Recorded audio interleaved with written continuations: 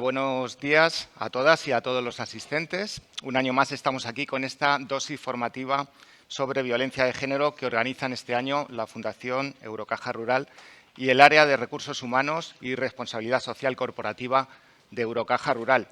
Una iniciativa necesaria porque necesitamos informarnos, necesitamos educarnos, formarnos, concienciar, sensibilizar y visibilizar ciertos temas, en este caso la violencia de género, para construir una sociedad mejor, más justa y solidaria, ¿no? El pasado día 25, el sábado, se celebró el Día Internacional de la Eliminación de la Violencia contra la Mujer. Los datos sobre violencia de género siguen siendo tremendos. Entre 2003 y hasta la fecha, cuando hay registros, se contabilizan 1.238 víctimas mortales por violencia de género. Las víctimas mortales a causa de la violencia de género en lo que va de año, hasta octubre del 2023, no hemos acabado, acabamos justo hoy, noviembre, ascienden a 53. El número de mujeres víctimas de violencia de género ha aumentado un 8,3% en el año 2022 hasta 32.644. Una vez concluya este 2023, conoceremos los datos, pero todo apunta a un nuevo aumento de delitos y agresiones contra mujeres y niñas, especialmente, que es uno de los temas también que vamos a abordar, en el ámbito familiar. Con estos datos, estas cifras, ¿qué podemos hacer, no? Pues, entre otras cosas, llevar a cabo iniciativas como esta, ¿no? Dosis formativas con el objetivo, como decía antes, de informar, de sensibilizar y de dar a conocer la actuación y atención que desde la Unidad de Atención a la Familia y Mujer, la UFAN, de la Policía Nacional, o el ilustre Colegio de la Abogacía de Toledo, se proporciona a las víctimas de violencia de género. Para ello, en el día de hoy contamos con el subinspector jefe de la Unidad de Atención a la Familia y a la Mujer de la Comisaría de la Policía Nacional de Toledo, Antonio Soto Rodríguez. Buenos días, inspector. Buenos días. También su compañera y policía también de la UFAN, Natalia del Río Turienzo. Buenos días, Natalia. Buenos días. Antonio y Natalia nos van a dar a conocer, entre otras cosas, ¿no?, el trabajo que realiza la UFAN desde el ámbito operativo para el aseguramiento de la víctima y también la aplicación del protocolo de protección integral Sistema Biogen. También contamos con la responsable de violencia de género del ilustre Colegio de la Abogacía de Toledo.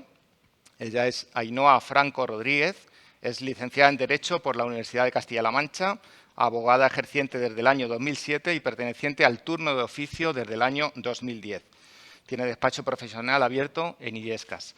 Presidenta de la agrupación de la Joven Abogacía hasta el año 2017 y miembro de la Junta del Gobierno del Ilustre Colegio de la Abogacía de Toledo desde el año 2018, desempeñando actualmente el cargo de diputada segunda y responsable del turno de oficio en violencia de género. Además, es vocal de la Subcomisión Nacional de Violencia de Género del Consejo General de la Abogacía. Buenos días, Ainhoa. Buenos días.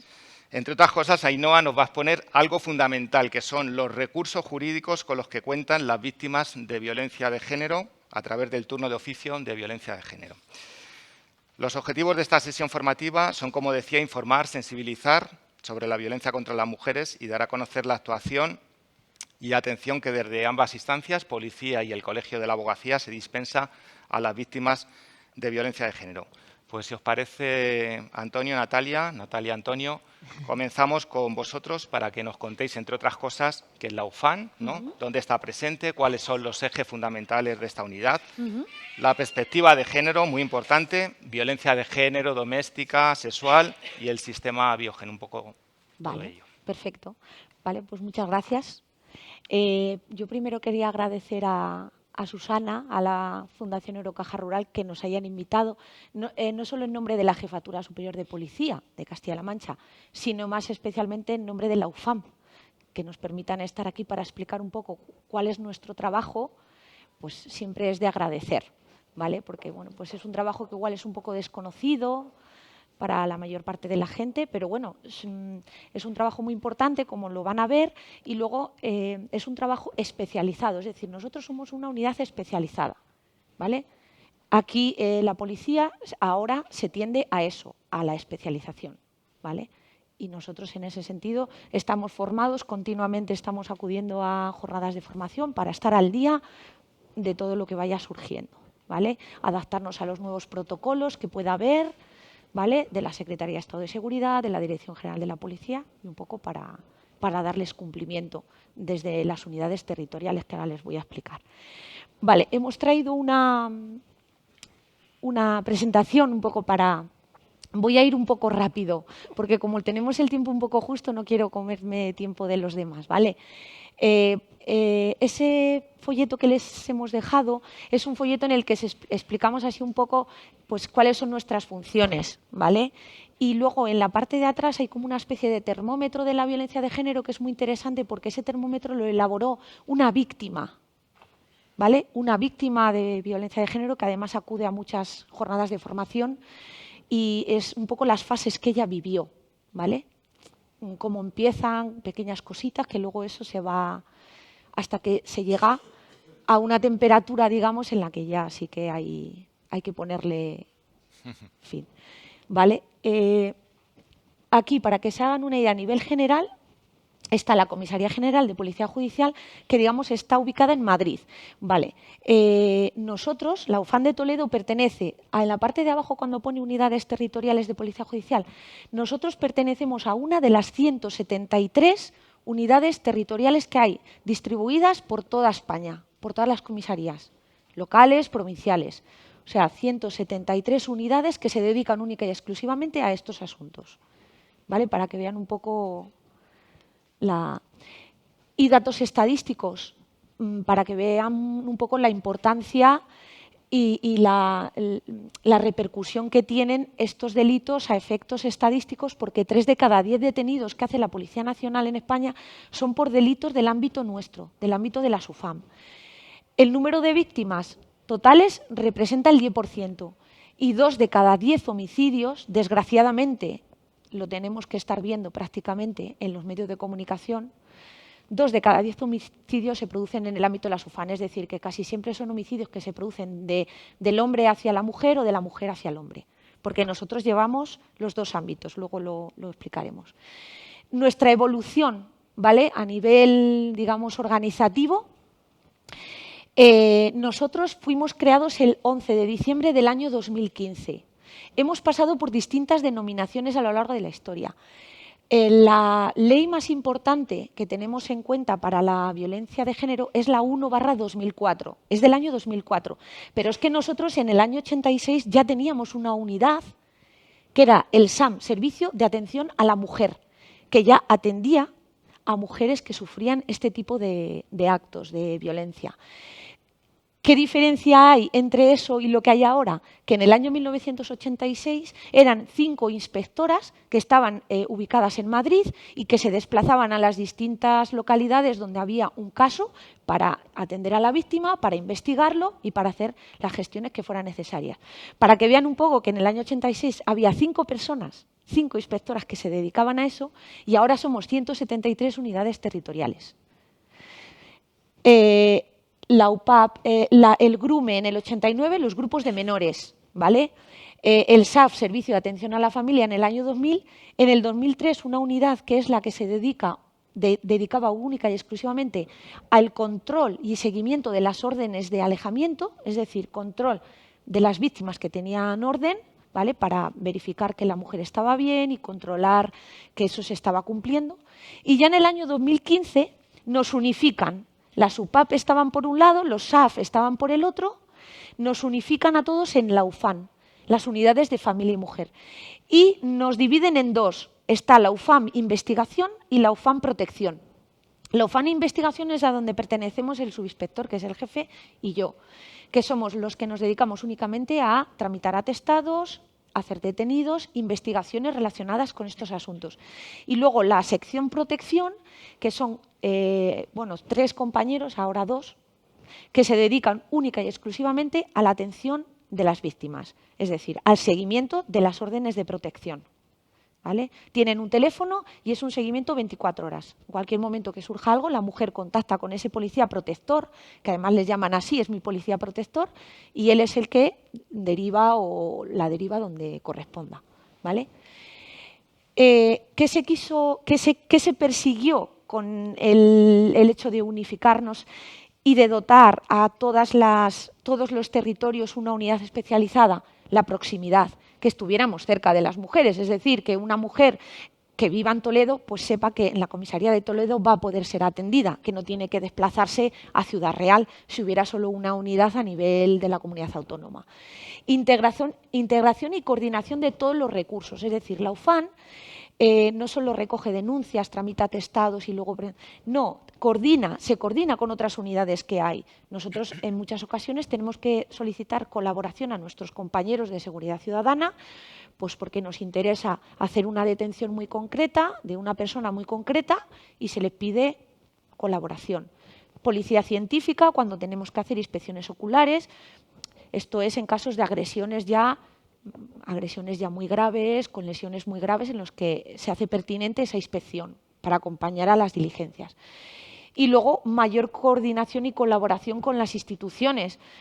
Pues es que aquí, bueno, el subinspector lo puede contar, pero estamos prácticamente en continuo en contacto con el Centro de la Mujer, con los servicios sociales, porque a veces a las mujeres no solo las atendemos desde el punto de vista policial, es que las atendemos desde el punto de vista social, derivándolas a un recurso que ellas necesiten.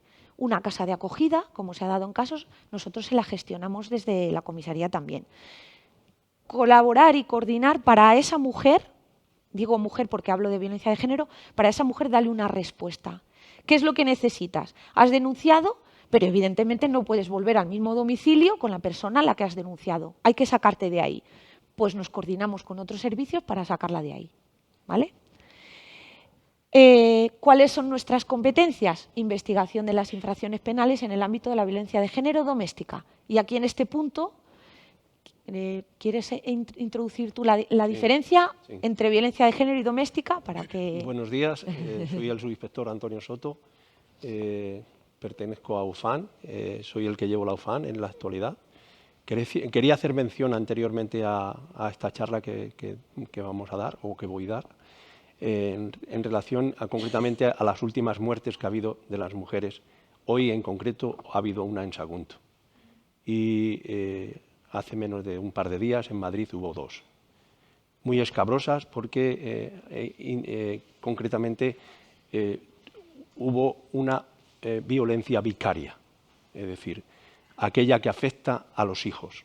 Entonces, en cierta manera, quería hacer el reconocimiento a esas mujeres que, como ha dicho el Julián, en concreto vienen a acrecentar todos los años esta lacra que estamos padeciendo y que, en cierta manera, nosotros tratamos de contrastar con los poderes públicos, que, en cierta manera, vamos a contribuir o tratamos de contribuir a que esto vaya disminuyendo. Con este tipo de charlas lo que hacemos es difundir esta cultura para que en cierta manera se trate de expandir esta idea de que concretamente la mujer es igual que el hombre. Dicho lo cual, dentro de la entrada que he tenido, quería hacer mención concretamente a dos conceptos muy claros, o que deberemos tener muy claros: la violencia de género y la violencia doméstica. ¿Qué es la violencia de género? La violencia de género como tal es aquella que se ejerce por los varones en contra de la mujer, es decir, en contra, concretamente, en una discriminación. Y esto viene arrastrado, en concreto, por una serie de roles del patriarcado que vienen a derivar en estas consecuencias. Eso hay que revertirlo. Hay que revertirlo con una política, concretamente, que se está llevando ahora a cabo, pues como he dicho anteriormente, para que de alguna forma esto no siga así. La violencia de género es la primacía del hombre por encima de la mujer. Es el machismo que se da en el hombre hacia la mujer. A diferencia de la violencia doméstica, es aquella que se da en el ámbito familiar y que es ejercida bien por el hombre o por la mujer dentro del contexto familiar hacia los descendientes o ascendientes, hijos, abuelos. Es decir, en la primera que he dicho, dice la Ley Orgánica 1/2004, que es la Ley sobre medidas de protección integral de violencia de género, que tiene que haber, que no tiene que haber convivencia, no necesariamente tiene que haber convivencia. Entonces, en la otra, en la violencia doméstica, por aquellas instrucciones que ha dado la Fiscalía, reconocen, porque hubo una controversia en cuanto a esto, si necesitaban concretamente que haya convivencia o no haya convivencia, sí que es verdad que de alguna forma se llegó a la conclusión de que tiene que haber convivencia. En la violencia doméstica, en la violencia de género no. Es decir, se dan casos que en concreto ha pasado un periodo de tiempo, la denunciante concretamente denuncia un acoso que realmente ahora, después de la ley orgánica que salió de agresiones sexuales, ha cambiado el concepto de que concretamente tendría que ser grave, ya no es tan grave como para denunciar. Lo que quiero decir concretamente es que yo lo que quería explicar aquí es la operativa que tenemos nosotros desde el mismo momento que entra la mujer concretamente en el vestíbulo de la comisaría y pregunta, quería denunciar un maltrato. Bien, desde el mismo momento que entra la mujer, esa mujer tiene una preferencia de trato. De hecho, automáticamente sube a las dependencias nuestras, a UFAN. Todas las víctimas no son iguales. Unas concretamente tienen una verborrea en el sentido concretamente que muy locuaz, dicen las cosas muy atropelladamente, otras se callan, otras tienes que en cierta manera insistir sobre cuestiones, pero yo he sido siempre partidario y a favor de que de alguna forma el testimonio de la víctima no se le toque, que ella en cierta manera desarrolle ese testimonio de propia iniciativa, aunque se le tenga que ayudar en conceptos, como por ejemplo, está casada, lógicamente, cuánto tiempo lleva casada, si es una pareja sentimental, lógicamente, preguntarle que cuánto tiempo lleva con esa pareja sentimental, si lleva con un noviazgo, igual, tanto de lo mismo. Entonces, a partir de ahí, desde ese momento, concretamente, se le dice, o nosotros por lo menos le decimos, un recurso que hay a su alcance, que es el recurso del abogado del turno de violencia de género. Se le informa que hay un recurso y que anteriormente a la declaración puede ser asesorada por parte del abogado, o de la abogada, en este caso. Es un turno que ella lo puede decir, que se saca todos los meses del Ilustre Colegio de Abogados y en cierta manera cada día le toca o le corresponde a un abogado o a una abogada. Se le llama al abogado, se le pone sobre el antecedente de la denuncia que quiera poner y a continuación iniciamos el atestado. ¿Cómo se inicia el atestado? A través de una comparecencia. La comparecencia es el testimonio de ella. Le indicamos en algunas ocasiones algunos conceptos que nosotros necesitamos saber, pues hasta incluso para la calificación posterior del delito. Si ha sido en el domicilio de ella, por ejemplo, el acto, los hechos, o había menores que en cierta manera pues, eran testigos de esos hechos. Porque eso, ella lo puede decir, varía la calificación del delito, se hace más grave ese delito. Entonces, aparte de eso, pues tenemos, cuando se empieza, ya una vez que se termina, se le leen los derechos que contempla la Ley Orgánica 1/2004, que es la ley anteriormente destacada, en la que se especifica una serie de derechos como ayudas, prestaciones sociales y, por último, lo más interesante es que viene y se especifica el número de teléfono del Instituto de la Mujer, en donde ella puede concertar una cita a través de los teléfonos que allí existen y, de alguna forma, ir a si necesita ayuda jurídica, si necesita ayuda psicológica o algún otro tipo de ayuda. Entonces, después de todo aquello, iniciamos el atestado, iniciamos las diligencias de trámite. Y las diligencias de trámite son muy importantes, porque si la víctima nos ha dicho concretamente que hay unos testigos, hay que contactar con esos testigos y hay que hacerlo constar en las diligencias. Si la víctima nos ha dicho cualquier otra cosa, hay que corroborar todas esas cosas en eso. Hasta incluso nos instan a hacer un informe vecinal.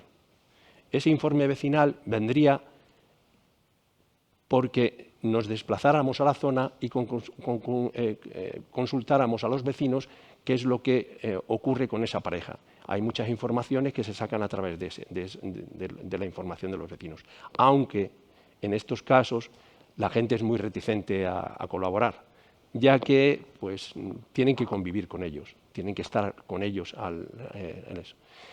Una vez hecho esto, en concreto, llegamos a una cosa bastante importante que se llama valoración policial de riesgo.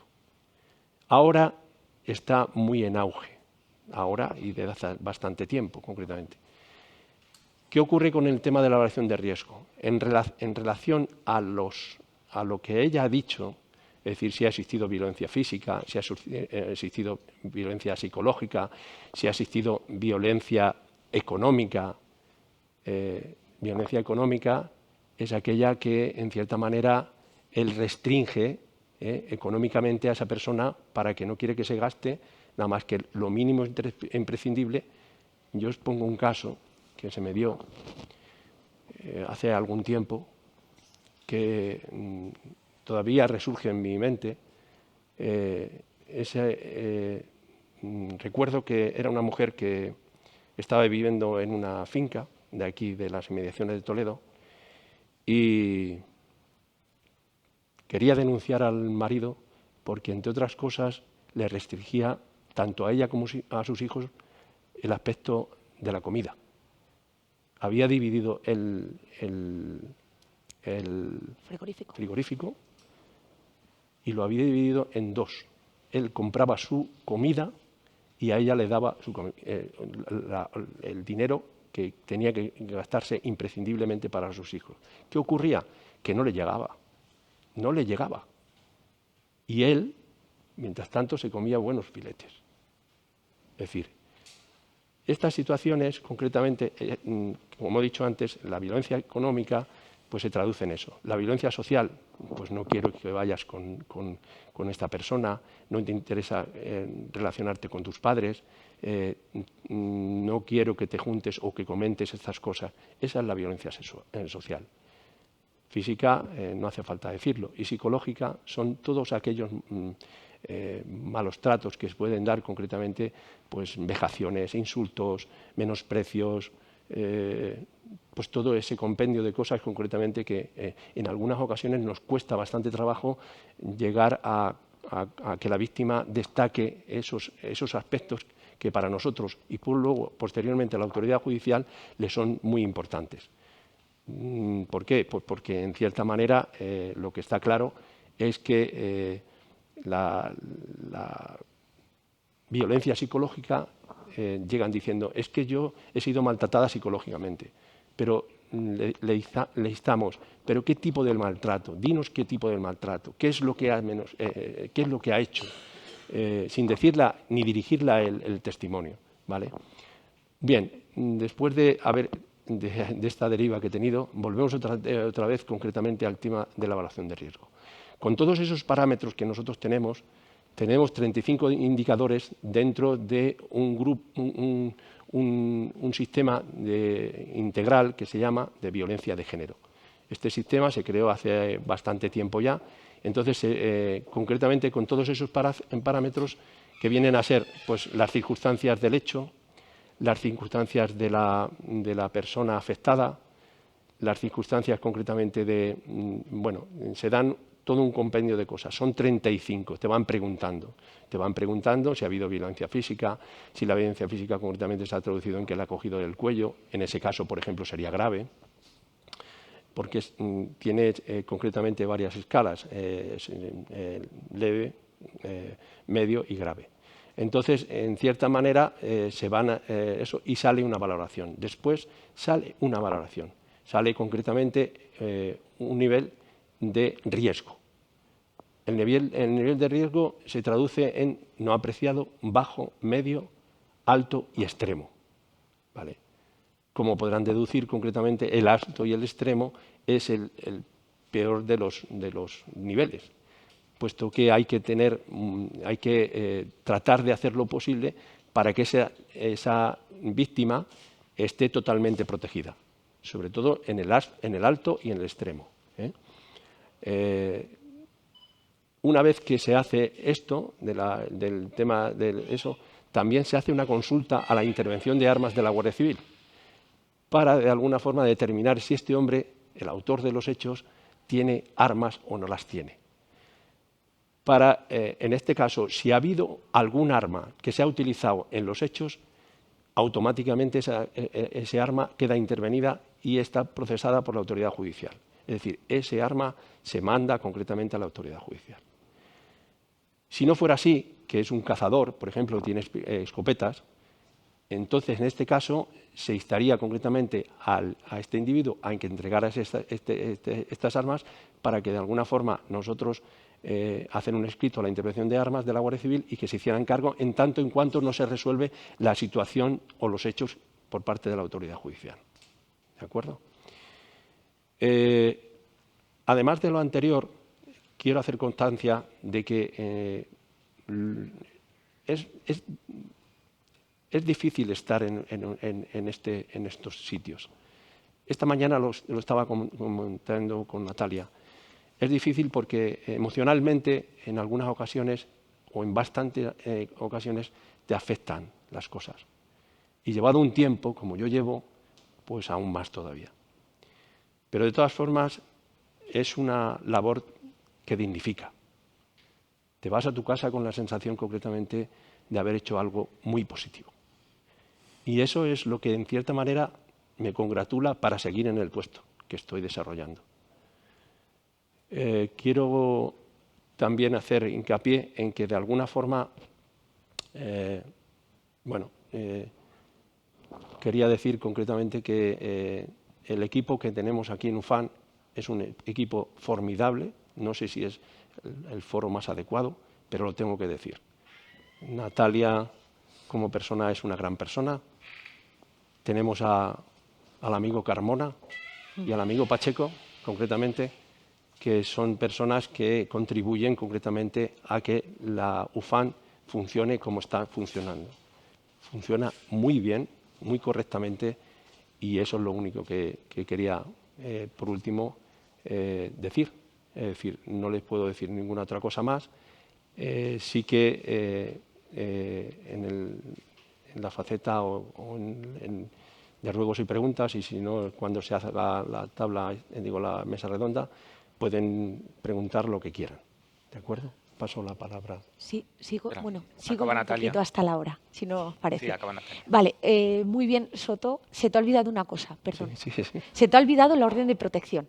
Ah, sí. Vale, Claro. que a la víctima ibas... Bueno, pues perdona, entonces, si vas a comentarlo, Ainhoa, no toco. Primero la vuestra. Eso, vale. Bueno, cuando se le da el trato a la víctima, como ha dicho el subinspector, es un trato cercano. Cada víctima es un mundo y entonces hay que adecuarse a la situación de la víctima. Tenemos víctimas con discapacidad, tenemos víctimas con síndrome de Down, tenemos víctimas de agresiones sexuales pues con parálisis cerebral. Yo he acudido a un curso de cómo abordar a las víctimas, mujeres con parálisis cerebral, que han sido víctimas de agresiones sexuales. Porque es que además que son un colectivo muy vulnerable, porque es muy dado a que desgraciadamente sufran ese tipo de conductas, porque en la mayoría de los casos no se dan cuenta de lo que les están ocurriendo, no le dan una realidad, no creen que eso sea algo real. Entonces, bueno, pues últimamente hay muchos casos, ¿verdad?, sobre todo en tema de agresiones sexuales, con víctimas con discapacidades de distinto tipo. ¿Vale? Y eso también es importante, adecuarse a esas cosas.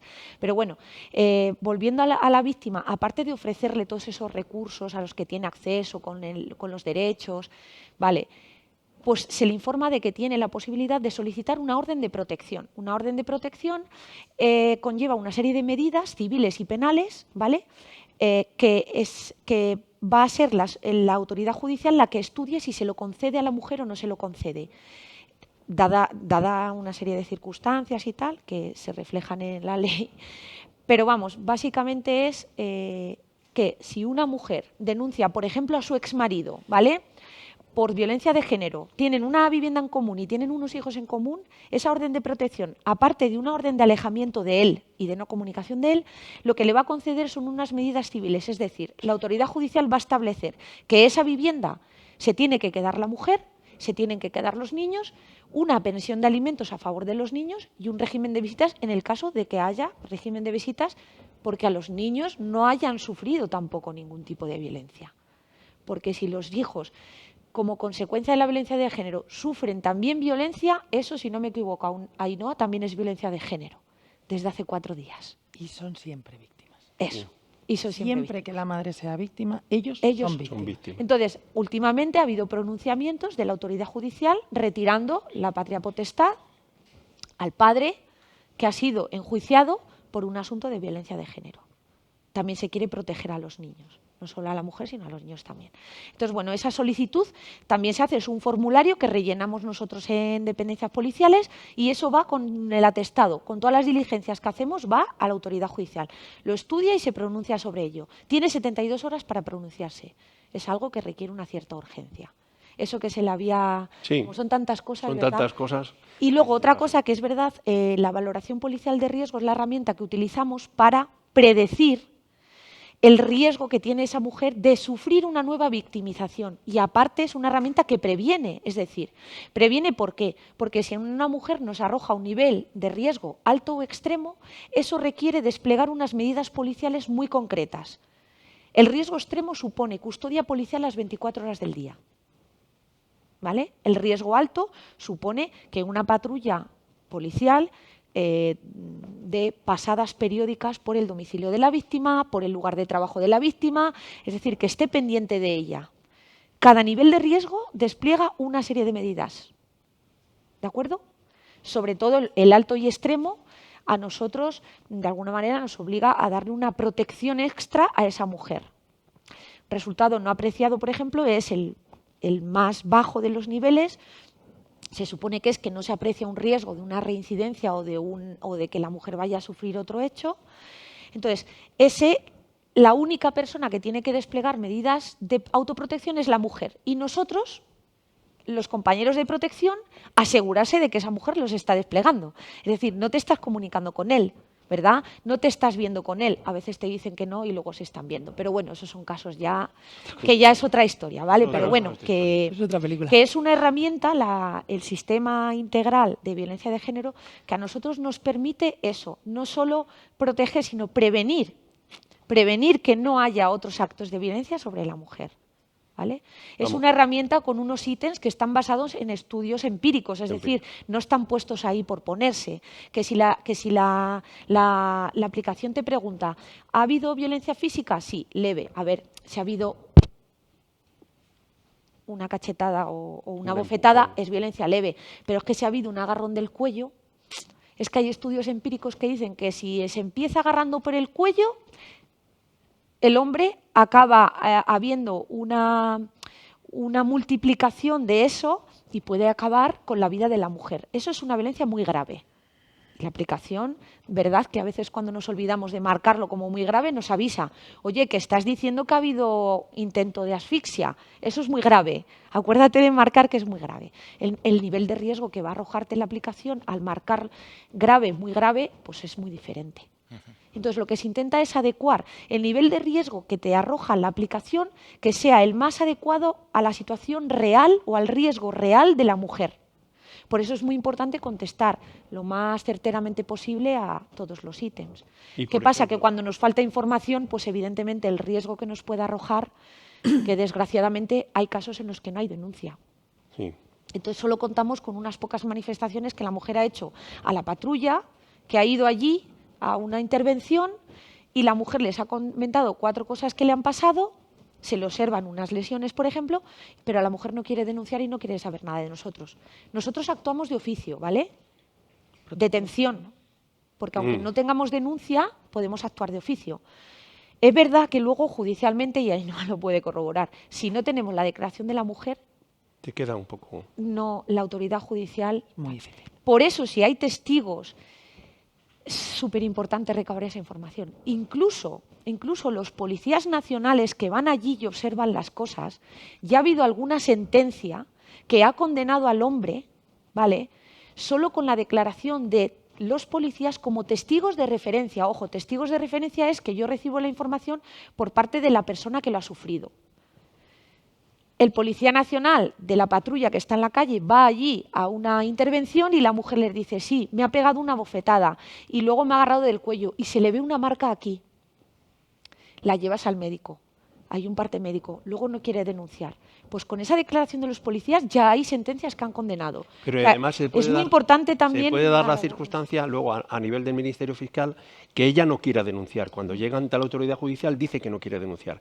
Pero si se da la circunstancia y ella puede ratificarlo, que puede promover concretamente una orden de protección o adoptar una serie de medidas el Ministerio Fiscal con respecto a este tema. Dentro de los niveles que hemos dicho anteriormente, quería hacer mención a que a partir del medio, alto y extremo, a partir del medio, el propio sistema establece que hay casos de especial relevancia. ¿Qué ocurre cuando los casos son de especial relevancia? Pues porque puede haber agresores persistentes, es decir, que ha habido denuncias anteriores de otras, y entonces salta. ¿Qué ocurre cuando salta? Pues que nosotros tenemos la obligación de instar a la autoridad judicial que se adopten concretamente algún tipo de medida de control telemático. Y en ese sentido, luego tendría que pronunciarse si se adopta a través de la empresa Cometa, llevar un dispositivo para que no se pueda acercar a la víctima. Esa es el puntualizar ese tema. Bueno, digamos, esto de alguna manera es lo que ha explicado el subinspector, es lo que hacemos nosotros, ¿vale?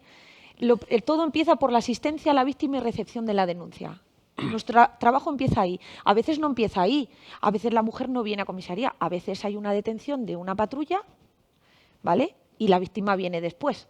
Pero bueno, sea de una manera u otra, el atestado se inicia ahí. Investigación y acreditación del hecho, ¿vale? Todas esas diligencias de gestiones con testigos, de inspección ocular en el caso de que fuera necesaria, ¿vale? Acompañamiento a la mujer al médico. Es que se la acompaña al médico, se la acompaña luego a comisaría, es decir, el acompañamiento se intenta que sea continuo, ¿vale? Evidentemente, especialmente cuando el autor no está localizado y no está detenido, porque a esa mujer no se la puede dejar por ahí pululando cuando no se la ha detenido y no se ha localizado a la persona que le ha causado esas lesiones, por ejemplo, o a la persona que le ha amenazado tan gravemente. Entonces, nosotros estamos con ella hasta que ella que se localiza, de hecho muchas veces nos está allí acompañando en el mismo despacho y cuando ya los compañeros nos comunican, oye, que le hemos localizado y ya está tal, pues entonces a la mujer ya le decimos, te puedes ir tranquilamente a tu casa, porque él ya está aquí y va a estar aquí. Eso, claro, a ellas las dota de una tranquilidad que no se pueden ni imaginar, ¿vale? Porque al fin y al cabo no van a volver al sitio donde han sufrido eso. Detención y puesta a disposición judicial, la valoración policial de riesgo, ¿vale? Y nosotros, la UFAN, como un servicio policial integral, un referente, porque al fin y al cabo, y es verdad que si nos comparamos, por ejemplo, con policías de otros países, ¿vale? No tienen estas unidades, no tienen el sistema VPR, valoración policial de riesgo, no tienen este sistema, pueden tener otros, pero no tienen este sistema. En este sentido somos pioneros. De hecho, mucha gente, o sea, muchos policías de otros países quieren este sistema, pero este sistema es nuestro, ¿vale? Es nuestro, se desarrolló aquí, en la Secretaría de Estado de Seguridad, por policías, por psicólogos, haciendo un montón de estudios. Es decir, es un referente. Francia ¿vale? lo está intentando. Sí. Está intentando llevárselo. Sí. Bueno, esto es un poco reincidir sobre lo que hemos dicho, implicar a todas las administraciones, organismos, profesionales. El ámbito que destaca, que hemos destacado hasta ahora, concretamente, es la violencia contra la mujer, ¿vale? Pero tenemos otros ámbitos que actuamos, que son menores y también agresiones sexuales. Hace muy poco tiempo tuvimos 2 agresiones sexuales que tuvimos que resolver y tuvimos un caso muy escabroso de unos neonatos por maltrato. Sí. Es decir, son temas muy delicados. Hay que llegar concretamente al compromiso de llegar a un tema de estas características y sacarlo a la luz de la forma que una investigación exhaustiva. Es decir, desde que te pones, pues pueden transcurrir 4, 5, 6 días como se suele decir, a garapo sacao. Es decir, no, te lo llevas a casa. Te lo llevas a casa porque vas dando muchas vueltas sobre muchas cuestiones. ¿Qué hacer sobre esta cuestión? Esto, lo otro. Es decir, son muchas cuestiones las que se plantean. Y lo sacas a la luz, al final lo sacas a la luz. Muchas veces con la ayuda del forense. El último caso que tuvimos concretamente fue pues, una simulación de una agresión sexual. Es una persona que requiere auxilio policial, van a su casa, llegan a su casa y se encuentran concretamente que esta mujer no dice nada en relación a una agresión sexual que ha sufrido. Y sí lo dice cuando está en el hospital. Estando en el hospital dice que concretamente que ha sufrido una agresión sexual. La primera que coge este tema en el hospital, la doctora que lo coge, pues lo traslada a un protocolo concretamente que en este caso tiene que ir el médico forense. Y pues se plantea toda la investigación y luego llegamos a la conclusión de que que no fue cierto. Una de las premisas que tiene la policía es comprobar el delito. No se puede dar por bueno cualquier cosa que nos cuenten, es decir, tanto en la violencia de género como en esto de las agresiones sexuales. El tema de los menores es también muy delicado. En realidad, los menores tienen una faceta que son, como digo yo, en algunas ocasiones, mentirosos compulsivos. Es decir, mienten de cara concretamente a cubrir unos aspectos que no quieren que se enteren sus padres o amigos. Entonces, tenemos que lidiar con esas cosas que también nos producen pues, lo que es concretamente una ardua investigación hasta llegar a las conclusiones.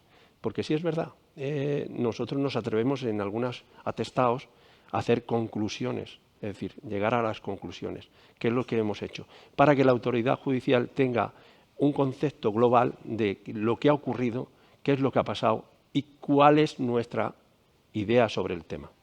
Y llegamos a esa exigencia de conclusiones. A veces no las recomiendan, pero nosotros lo hacemos. ¿Vale? Vale, porque ya si no se nos echa el tiempo, perdón, me quiero quedar con la base de la pirámide, que es lo de que muchos episodios no afloran. Y estos casos son los que más nos preocupan, porque que levante alguien el teléfono, nos llame a nosotros a la UFAN y nos diga, oiga, mire, es que yo tengo una amiga que está sufriendo maltrato por parte de su marido, pero ella no se da cuenta. Nosotros intentamos hablar con la mujer, evidentemente, oiga, mire, nos ha llegado esta información, queremos saber si usted está bien y tal. A veces te lo reconocen, la mayor parte de las veces te dicen que no les pasa nada, que está muy bien. Pero claro, esos son realmente los hechos que más te preocupan, porque dices, ¿qué hago yo? ¿Qué hago yo? Como policía, me llega esta información, ¿qué hago yo? Si la mujer me está diciendo que no, que está todo bien, pero hay una persona que es una amiga suya, un familiar, que me está diciendo que no. Si ha presenciado ese familiar o esa amiga algo, a mí eso ya me vale para iniciar unas diligencias. Pero es que si no ha observado nada y la mujer me dice que no pasa nada, yo ahí estamos un poco atados de pies y manos, ¿vale? A veces en este tema lo que hacemos es oficiar. Es decir, tenemos esa información y en cierta manera pues oficiamos al juzgado diciendo, oiga, pasa esto. Luego ya que procedan en consecuencia. Vale. Esto es un manual de procedimiento nuestro, pero que tampoco, es que quiero llegar a una cosa, quiero llegar a esto, ¿vale? Un poco ya para zanjar, porque fenómenos emergentes a los que nos estamos teniendo que resolver ahora, ¿vale? Y es que son muy importantes porque esto a partir de ahora va a ser todo en esa dinámica, ¿vale? Redes sociales, la tecnología, ¿vale? A todo eso nos vamos a tener que adaptar porque es brutal. Desde el punto de vista laboral, como empresa, ¿vale?, se pueden dar también una serie de conductas y una serie de delitos dentro del ámbito de la empresa.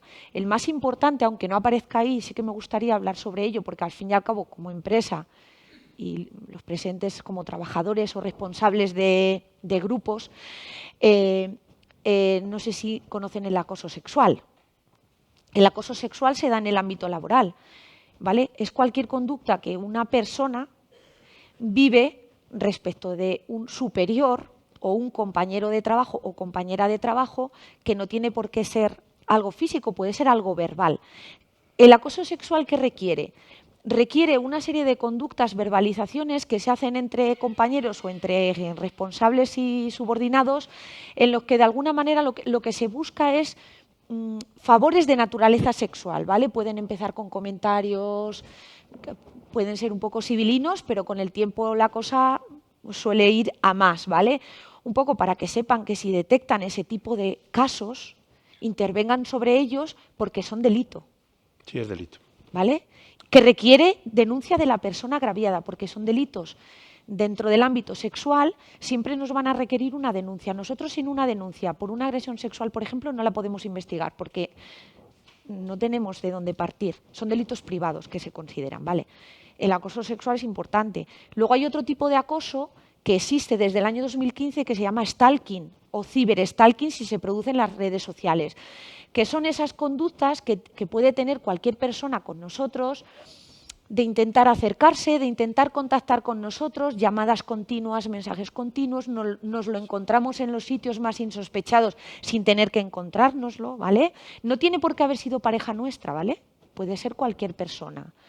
Eso, que sepan que también es denunciable y que es un delito, que está tipificado, ¿de acuerdo? Entonces, bueno, pues me quería incidir en esas dos cuestiones.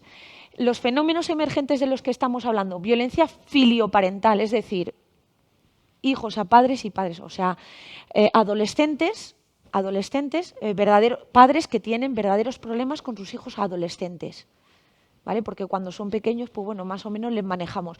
Pero cuando cumplen 15, 16 años y nos sacan una cabeza y una envergadura determinada, y les quitamos el teléfono móvil porque resulta de que están todo el día conectados, pues ahí se monta, ¿vale? Casos de esos hay un montón. También nos dedicamos a ellos, ¿vale? Violencia de género entre menores. O sea, vemos casos de conductas de menores que ya tienen con sus novias que ya te dan a entender que ese chico tiene un perfil peligroso. Estoy hablando del típico chico que le dice a su novia de 17 o 18 años, no, yo si sales con esa falda no salgo contigo. Si sales con esa falda no salgo de casa. Es un ejemplo. Pero es que lo hay, ¿vale? Agresiones sexuales en grupo. Es que todos los días hay alguna agresión sexual en grupo, ¿vale? La sumisión química, muy famosa, que fue el verano pasado. El ciberacoso de género es lo mismo, pero a través de las redes sociales. Todo lo ciber es a través de Facebook, Instagram, ¿vale? La mutilación genital femenina en los matrimonios forzados, si no me equivoco, en el año 2015, no, con la nueva reforma de la ley ya se introdujo en nuestro Código Penal como delito. Antes no lo era, ¿vale? Las sustracciones parentales. Esto realmente nosotros no tenemos una competencia, ¿vale? Porque todo esto se centraliza en Madrid. ¿Vale? Las sustracciones parentales las hace la UFAN Central, en Madrid. El fenómeno Sugar Daddy, no sé si han oído hablar del fenómeno Sugar Daddy o saben más o menos de qué lo han oído hablar los Sugar Daddy. Tuvimos un caso de un Sugar Daddy, ¿te acuerdas? Pues un señor más o menos de 80 años. Son chicos jóvenes o chicas jóvenes que de alguna manera se dedican a la prostitución por necesidad. ¿Que alguna vez les fuerzan? Pues sí, probablemente les fuercen, ¿vale? Y siempre suele ser con personas mucho más mayores que ellos. Es decir, nosotros llevamos un caso de un señor de 80 años que después de haber enviudado hacía 2, pues había acordado de que el hombre pues le gustaban los chicos y entonces se iba a la plaza de Zocodover porque allí sabía por otras personas que se ponen un grupo de chicos con unas necesidades muy específicas y pues allí buscaba contactos. Todo esto vino porque los hijos de este señor mayor denunciaron que tenía una serie de movimientos en la cuenta, muy raros en él. Claro, cuando descubrimos todo, pues evidentemente comunicárselo eso a los hijos pues fue un poco tal. Pero bueno, los Sugar Daddy, para que sepan que muchas veces se ven obligados, ¿vale? Por su particular situación personal. Pinchazos en lugares y zonas de odio. Este verano hemos visto un montón de... Me han pinchado aquí, mientras estaba de fiesta. Todo eso ha habido. Aquí en Toledo no se ha acreditado ningún caso de estos, ¿vale? Hubo 2, pero que dudosos, pero que al final no se puede acreditar. Los delitos de contenido sexual cometidos a través de inteligencia artificial. Eso es ya hay algún caso de esto. Lo que pasa es que nosotros estos temas no los llevamos, los llevan los compañeros de investigación tecnológica, porque ya requieren unos medios tecnológicos. El caso de Almendralejo, por ejemplo. El caso, exacto. Entre menores, resulta que es que en los últimos 5 años se han duplicado los casos de Almendralejo, de Huelva, que son los últimos que conocemos. Pero esto va a más. Y esto es un delito sexual y puede llegar a ser un delito de pornografía infantil, porque estás utilizando la foto de un desnudo de un menor. Entonces, ojo, porque a veces los menores no conocen hasta dónde pueden llegar sus conductas, entonces hacen cosas que luego resulta de que no se habían dado cuenta, no sabían que es un delito. Muy grave, por cierto, porque la pornografía infantil es un delito muy grave, ¿vale? Y bueno, pues hasta ahí más o menos. No quiero comer tiempo de Hacer mención a una cuestión. En cuanto a la sumisión química, hay que darle mucha relevancia en cuanto a los hijos. Es decir, en algunas ocasiones hay que, si ocurre, lo primero que hay que hacer es inmediatamente hacerle una analítica de sangre. Es decir, llevarle al médico para que hagan una analítica de sangre. Porque de esta forma la sumisión química hay algunos fármacos que desaparecen muy pronto, con mucha prontitud. Entonces hay que ir cuanto antes, ¿vale? Gracias, Natalia y Antonio. Felicidades por vuestro trabajo. Habéis comentado un dato importante y es lo que cuesta denunciar, ¿no?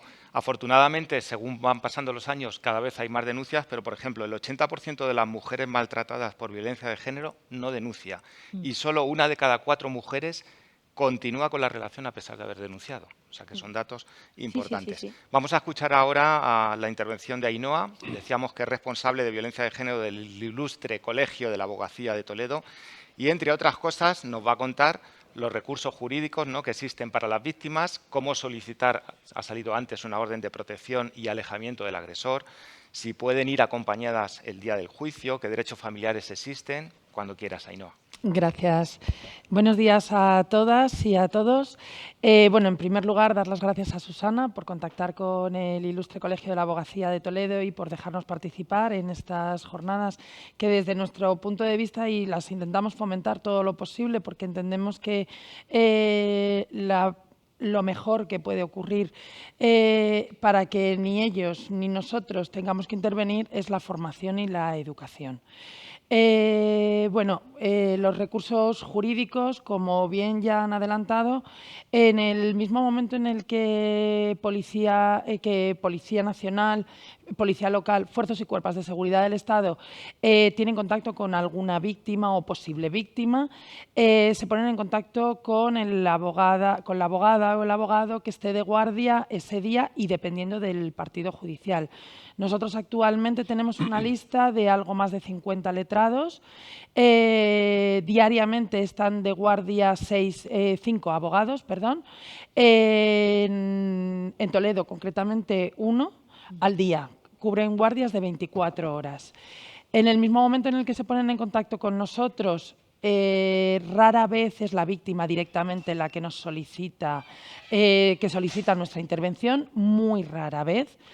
Siempre es a través de Policía Nacional o de Guardia Civil.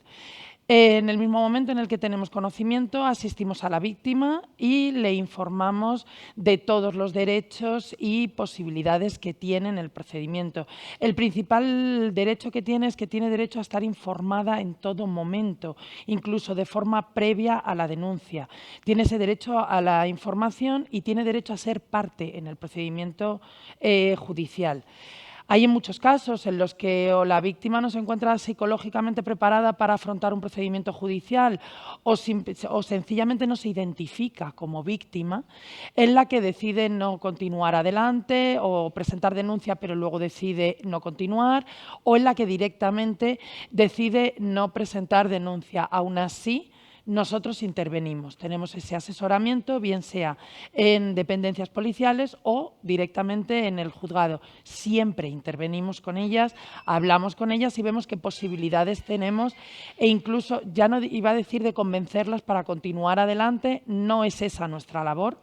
Nuestra labor es asesorarla para que tengan conocimiento y constancia de qué es lo que están viviendo, en qué situación se encuentran y en muchísimos casos que vean que efectivamente son víctimas. Porque el problema fundamental es que la mayoría de nosotras no nos identificamos como víctimas cuando somos víctimas de un delito, porque entendemos que pues, no tiene importancia, o porque no tiene esa relevancia, o porque ha sido algo puntual, y una de las cosas que más me ha gustado del folleto es el termómetro, porque es real. O sea, es que es así. Hace bromas hirientes, hace bromas que hemos vivido todas, en todo momento, ya no por nuestra pareja, porque hay una de las cosas que sí que quería puntualizar, y es que es cierto que España ha sido un país absolutamente pionero en su lucha contra la violencia pero por la Ley 1/2004 fuimos uno de los primeros del mundo en tener desarrollada una ley de violencia contra la mujer. Pero todos esos conceptos que hemos ido desarrollando se vieron totalmente ya desarrollados y plasmados a través del Convenio de Estambul en el año 2011.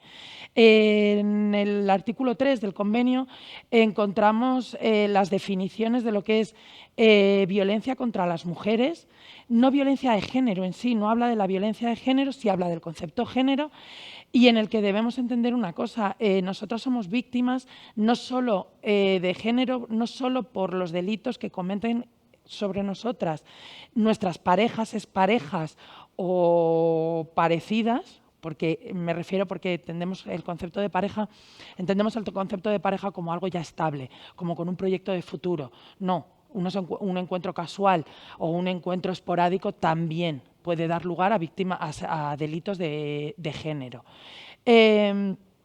Entonces, debemos deconstruir todos los conceptos que tenemos hasta ahora marcados.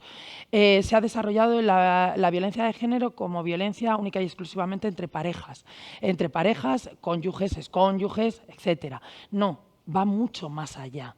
O sea, se puede cometer un delito de violencia de género en el ámbito laboral, porque es un delito de género. ¿De acuerdo? Como bien decía Antonio antes, son los que derivan de ese concepto del patriarcado, es decir, todos esos conceptos que nos llevan a que hombres y mujeres no seamos considerados de la forma igualitaria. Y por eso decía que el termómetro me ha encantado.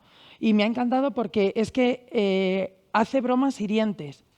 ¿Cuántas veces no hemos escuchado el típico chiste en el que mi mujer, voy a poner un ejemplo que me llegó ayer y que es que hasta me ha dolido?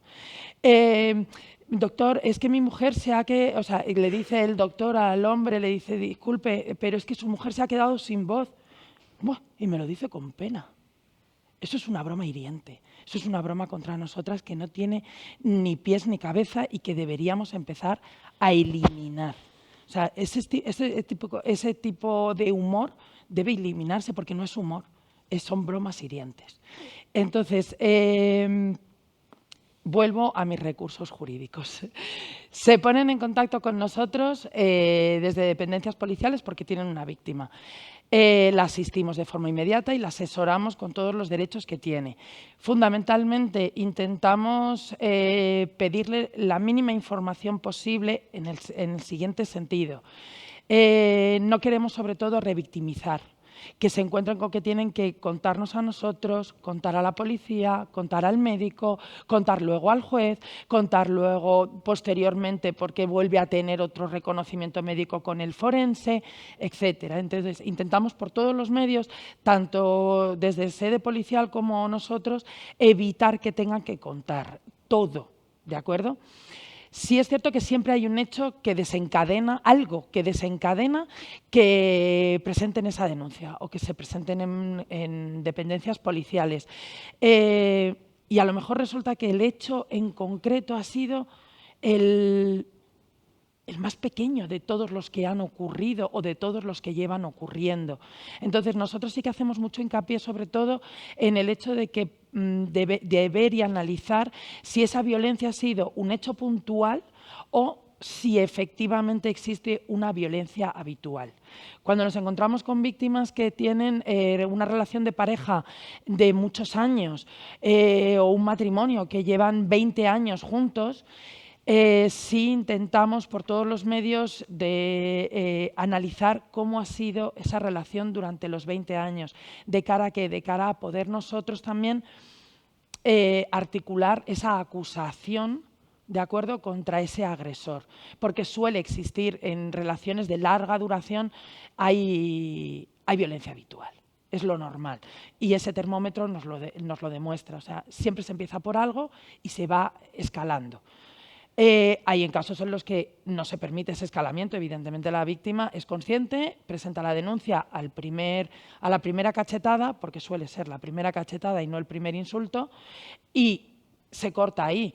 Pero hay en muchísimos casos en los que nos encontramos en los que, debido a esa violencia vicaria, cuando ya traspasa esa violencia y ya se ve que afecta realmente a los hijos, las parejas que tienen hijos, es cuando a ellas se las despierta. No, esto no puede ser. Pero no puede ser no por ellas, porque ellas aguantarían. O sea, tenemos una capacidad de aguante exageradísima, sino que es cuando ven que nos tocan donde más nos duele.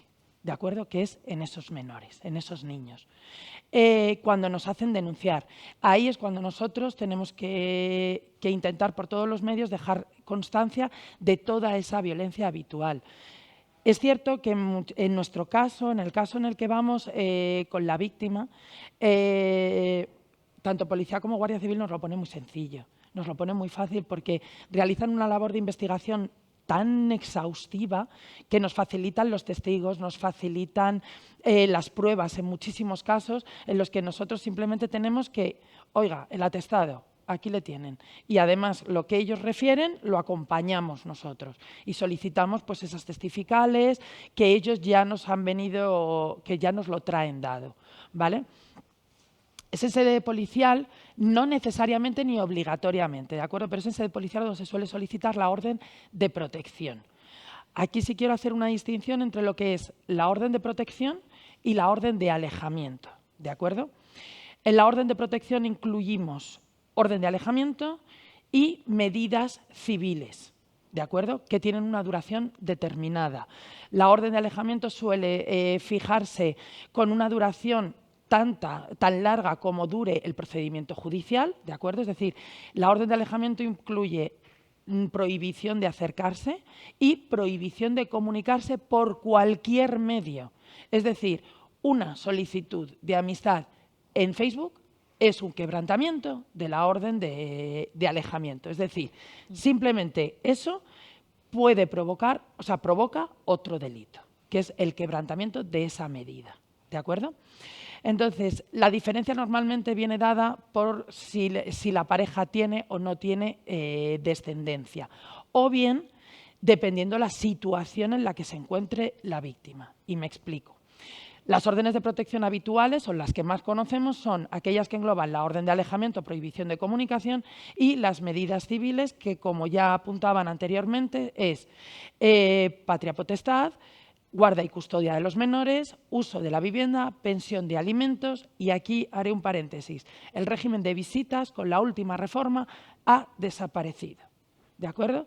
O sea, la orden es: no se establecerá régimen de visitas en casos de violencia de género, y si ya lo hubiere, se suspenderá. Y, de hecho, la orden de fiscalía, la Fiscalía General del Estado emitió una orden a sus fiscales en los que interesan que no se solicite régimen de visitas a pesar de que exista un posible acuerdo entre ambas partes.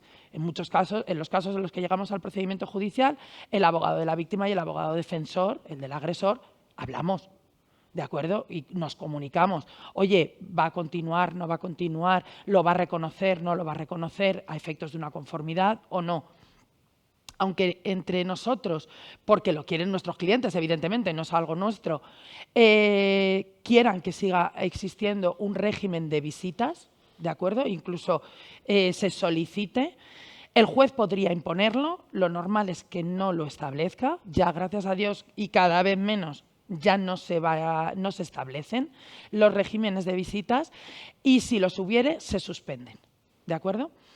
Una de nuestras labores también es informar a la madre en estos casos en los que no es recomendable, ni muchísimo menos, que se establezca el régimen de visitas. Y es que hay otro concepto que hay que deconstruir ya, y es que padre biológico y padre no es lo mismo. O sea, ser padre biológico no implica ser buen padre, ser padre biológico no implica tener que tener relación con los hijos necesariamente, ni que a los hijos su interés superior, que es el por el que más tenemos que velar, sea comunicarse y tener relación con ese padre. ¿De acuerdo?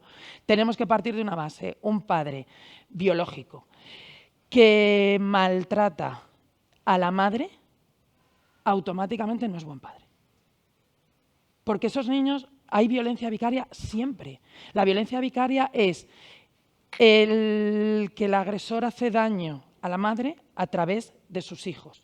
Es diferente a la violencia filioparental que explicaban anteriormente, ¿de acuerdo? Lo que pasó este fin de semana es violencia de género y violencia filioparental, ¿de acuerdo? No sé, no tengo los detalles del asunto en concreto, no sé si mató primero a la hija o a la madre. Si mató primero a la hija, además añadimos la violencia vicaria porque seguramente hizo que la madre lo viera, que suele pasar también. ¿De acuerdo? Entonces, no es lo mismo. Eso es dentro de la orden de protección, ¿de acuerdo? También se podría dar una orden de protección en los casos en los que no existan menores, pero, por ejemplo, sí existe una vivienda en común para otorgarle ese uso. También se puede solicitar que se dicte esa orden de protección porque no tiene dónde ir esa víctima para que se le otorgue el uso. No es lo habitual, también os lo digo, yo lo he visto en 2 ocasiones en toda mi carrera profesional, pero se suele dar, ¿vale? Se puede dar. Y la orden de alejamiento se da en 2 ocasiones. Una, cuando nos encontramos con que el agresor no ha sido localizado y la víctima ha solicitado esa medida de protección y tiene que pasar al juzgado, ¿de acuerdo? Porque hay un plazo máximo de 72 horas para que esa víctima y esas medidas de seguridad solicitadas se resuelvan por el juez. Pasa, pero resulta que no ha sido localizado el agresor. Se puede dictar o se solicita esa orden de alejamiento, pero sin haber escuchado al agresor o sin estar el agresor en dependencias judiciales, no se pueden adoptar esas medidas civiles. ¿De acuerdo? Es inaudita parte, no se pueden adoptar. Y el segundo motivo por el que se dicta una orden de alejamiento, no orden de protección, ¿de acuerdo? Es porque no hay menores y no hay necesidad de dictar esas medidas civiles, ¿de acuerdo? Una vez ya cumplida la asistencia en dependencias policiales, pasamos al juzgado, ¿de acuerdo? El juzgado, dependiendo del momento en el que nos encontremos, será el juzgado de guardia o el juzgado especializado o no especializado, sino con competencias en violencia de género. El juzgado con competencias en violencia de género está hoy por hoy está de lunes a viernes por las mañanas. ¿De acuerdo? Si es por las tardes o fines de semana, tendría que ser el juzgado de guardia. En el juzgado de guardia única y exclusivamente se tomarían las declaraciones mínimas indispensables, como son la declaración de la víctima, la declaración del agresor, y se adoptarían o no las medidas de seguridad, es decir, la orden de protección o la orden de alejamiento. Inmediatamente adoptado todas estas resoluciones, pasaría y se inhiben al juzgado competente. Es decir, siempre va a haber el procedimiento y la instrucción la va a llevar el juzgado con competencias de violencia contra la mujer. En ese mismo juzgado y la víctima tiene un derecho fundamental que tiene es el que tenga unidad letrada. Es decir, la víctima que es asistida por una abogada, esa abogada le va a llevar todos aquellos procedimientos judiciales que deriven de esa violencia. Si nos encontramos con que hay que adoptar un divorcio y medidas porque hay menores, sería esa misma abogada quien va a asistir a esa víctima, ¿de acuerdo? Y quien va a iniciar ese procedimiento.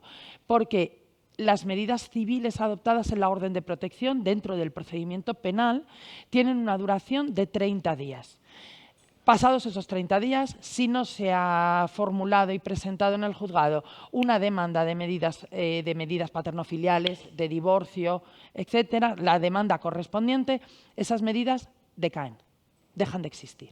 Y pasamos a estar en un limbo hasta que se dicte una sentencia con medidas definitivas. Entonces, en 30 días se ha de presentar esa demanda, ¿de acuerdo? Igualmente, nos podemos encontrar con una víctima que es víctima de violencia, tiene un procedimiento penal, además tiene hijos en común con el agresor, o bien está casada o tiene bienes en común y hay que iniciar esa demanda civil, pero además también nos podemos encontrar con que tengamos que empezar una demanda laboral, porque resulta que es que ella trabajaba para la empresa del padre de él. Claro, inmediatamente, en el momento en el que presenta esa denuncia, ella es despedida. Pues es víctima de violencia y es víctima de violencia laboral, en este caso, derivado de esa violencia de género. Pues esa misma abogada tendría que llevarle ese procedimiento laboral y en caso de que esa abogada, que se puede dar el caso, no lleve procedimientos laboral porque no está en el turno especializado de derecho laboral, se ha de poner en contacto con aquel profesional que se le asigne, ¿de acuerdo?, para explicarle toda la situación y que no tenga que ser la víctima. ¿Por qué? Por lo que decía al principio, para evitar esa revictimización y que tenga que estar contando 50 veces la misma historia, ¿de acuerdo? Como característica mía siempre soy muy reivindicativa y una de las cosas que tengo que decir es que la falta de medios que existen, medios personales y materiales, es tan absoluta, ¿de acuerdo?, que lleva a que las víctimas tengan que sufrir procedimientos de años. Nos podemos encontrar con que un procedimiento de media de violencia aquí en Toledo puede estar tardando entre 2 y 3 años en tener un juicio. Claro, siempre el desgaste para la víctima es absoluto, por lo tanto es muy, muy necesario todos los medios y toda esa asistencia integral a la que tienen derechos, ¿de acuerdo?, como es a través del Instituto de la Mujer, de los centros de la mujer, esa asistencia psicológica, ¿de acuerdo?, para que pueda afrontar ese procedimiento tan largo, porque claro, ellas cuando acuden a policía o cuando se encuentran en el juzgado, lo que quieren es que la situación pare. Que se pare ya. Entonces, esas medidas que se adoptan de forma tan inmediata las ayuda a tranquilizarse, ¿vale? Pero llega un momento en el que el agresor, bien porque haya cesado, bien porque haya encontrado otra víctima, que son los agresores persistentes, que se dan demasiado, o porque simplemente, bueno, pues ha parado. Claro, cuando pasan 6 meses, 1 año, año y medio, y ella ya está tranquila, ya ha parado todo, ha cesado. De hecho, posiblemente hasta haya conseguido empezar a rehacer su vida de otra manera, a poder superar todo aquello. ¡Zas! Llega la citación a juicio. Y tengo que ir a declarar. Y voy a volver a verle, que llevo 1 año sin verle. Y vuelvo a verle. Y vuelvo a tener que revivir todo aquello que viví. ¿Y yo qué denunciaría? Si es que no me acuerdo tampoco qué declaré. Porque además es que esa declaración, que son tan inmediatas, tan rápidas, suelen ser, como decía Antonio, que es que me ha encantado, porque suelen ser discursos, ¿verdad?, como muy incoherentes. No recuerdan, o sea, no recuerdan lo que ha pasado hace 20 minutos, pero recuerdan la bofetada que le dio hace 20 años. Entonces, todo ese discurso tienen que volver a rehacerlo. Llegan a juicio y rehacen ese discurso, pero no tiene nada que ver con el que contaron en instrucción. Claro, psicológicamente se ha modificado totalmente. Y se encuentran con que luego llega, gracias, son las menos, pero puede existir esa sentencia absolutoria, porque no recuerdo, porque no quiere recordar, porque no quiere volver a insistir, porque le da miedo que el hecho de volver al juicio 1 año y medio, 2 años después y volver a repetir todo, va a provocar que él se enfade. ¿Y si se vuelve a enfadar? ¿Y si viene otra vez? Con lo tranquilos que estamos. Pues no recuerdo qué es lo que pasó en el juicio de hace más de 1 año de la víctima de este fin de semana. ¿vale? Pero volvemos a encontrarnos con los medios, encima nos volvemos a encontrar con los medios de comunicación enfocados otra vez en la víctima. Es que dijo que no recordaba. ¿Y qué espera? No. O en el juez. Es que el juez fue muy malo, fíjate, es que absolvió. Ah, que es que hubiera condenado, hubiera impedido el asesinato. Seguramente no. ¿Vale? Entonces, el problema que nos encontramos es con ese, la falta de medios y la falta de agilidad en la justicia, ¿vale? Provoca que en muchos casos las víctimas agotadas, realmente agotadas, decidan no continuar. Entonces nos encontramos con que cuando llegamos al juzgado de lo penal, pues ya no tenemos caso. Porque deciden no declarar o declarar, bueno, es que no recuerdo, es que como hace tanto, no, es que se me ha olvidado, no, es que… Porque ya no se pueden acoger tampoco al derecho a no declarar. Y ahora explico esto. Una de las modificaciones fundamentales que existió en el Código Penal, bueno, en la Ley de Enjuiciamiento Criminal concretamente, es el artículo 416. ¿De acuerdo? El artículo 416 es un artículo en el que se permite a la víctima, en estos casos, me voy a centrar porque estamos dentro de los casos de víctimas de violencia, ¿vale? Se permite a las víctimas de violencia de género acogerse a su derecho a no declarar contra el agresor. ¿Vale? ¿Qué pasa? Que cuando llegamos a instrucción se le informa de este derecho, pero si en ese momento renuncia a ese derecho, ya no puede acogerse a él posteriormente. Y esto se les deja muy claro en sede judicial. ¿De acuerdo? Tanto por los letrados que asistimos a las víctimas como por su señoría.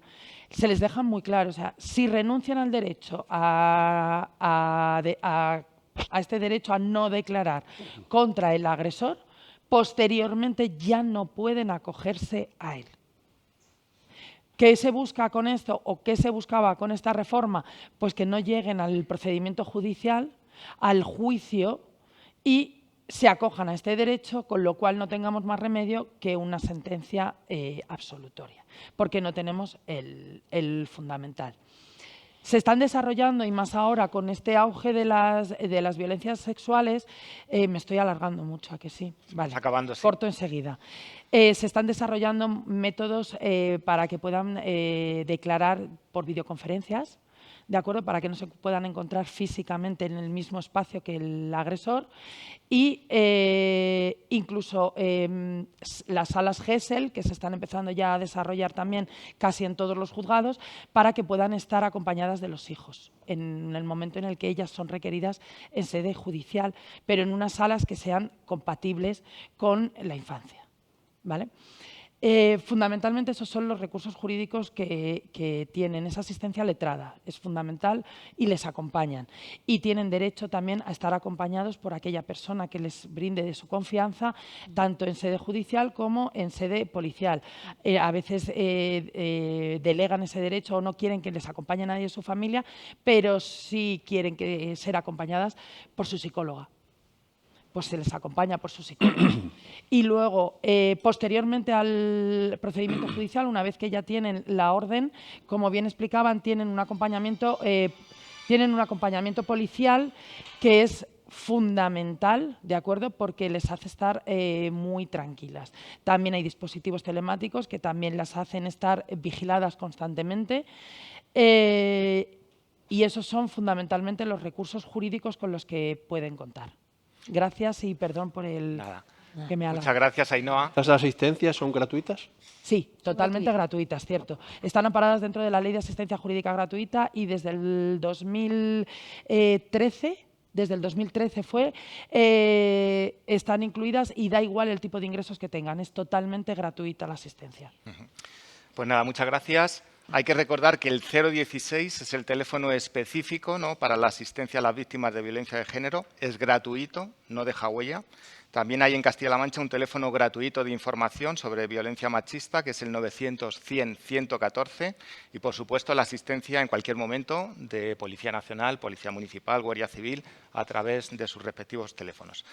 Pues nada, ha sido un placer escuchar y aprender con Antonio, con Natalia y con Ainhoa y haber podido estar en esta dosis formativa. Gracias a todos y a todas las asistentes. también a la Fundación Eurocaja Rural, al área de Recursos Humanos y Responsabilidad Social Corporativa de Eurocaja Rural por esta iniciativa y concienciarnos todos y todas que esta lacra debe acabar y, si me lo permiten también, recordar la obligación que tenemos, hay varios aquí, los hombres, de posicionarnos clara y activamente en contra de todas las violencias machistas y que no vale con solamente reproducirlas, hay que comprometerse a más. Muchas gracias y un placer haber estado aquí. Gracias.